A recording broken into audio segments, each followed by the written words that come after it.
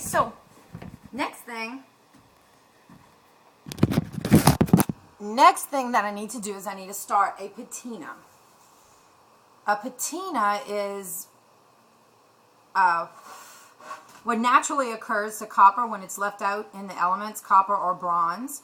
When it's left out in the elements for a long enough period of time, a patina will naturally occur on the surface of it. Sort of like the Statue of Liberty is green.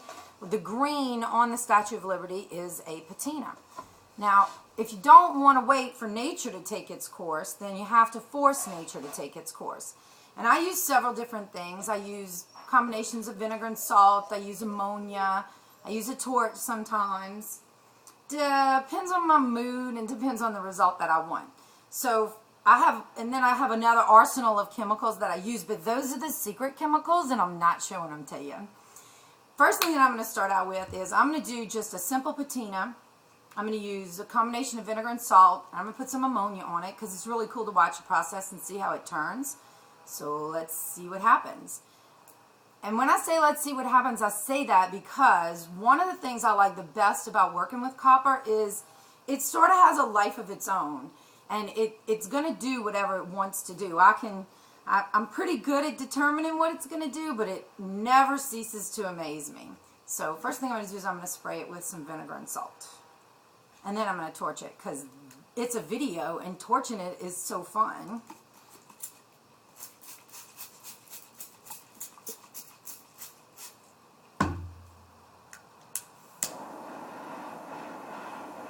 You can see it starts to turn right away.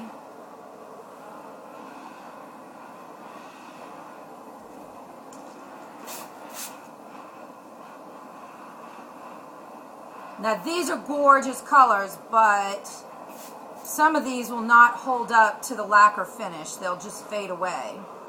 And that's part of the learning curve, is determining which ones you're going to be able to retain once you get to the finished product. Now another thing about this too is that this is just the first part of the process, so I'm going to need to leave this to sit overnight to determine what kind of colors I'm going to get on it. Humidity affects it. Oh, I kind of like that. I think I might leave it. Humidity will affect it. Temperature will affect it.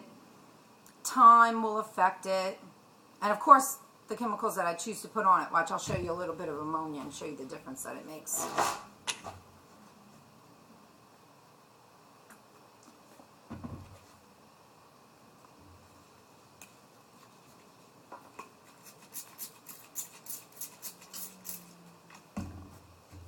Fumes.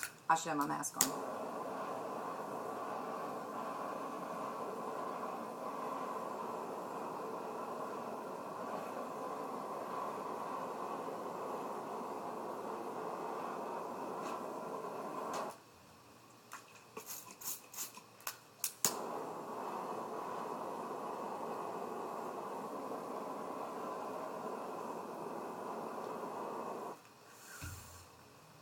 You can see that the ammonia is really good for turning blue colors. And I should be able to get some of that quickly. You can see the blue. I don't know if you can see that. The blue running off of it. If I leave it to sit on there, I'm going to have a lot more blue on the surface of it. But that's sort of the beginning of it. There's a lot more to it than that, but it's cool to see. So one of my favorite things about it is watching it turn colors, seeing what it's going to do. Every time you go over it, you might get a different color each and every time. It's sort of like working with something that's alive. Thinks for itself. Constant battle. Me versus copper. Alright, there you go. That would be the beginning of one. And I'll do another video and show you what came out of this at the end. So, there you go. That's the beginning.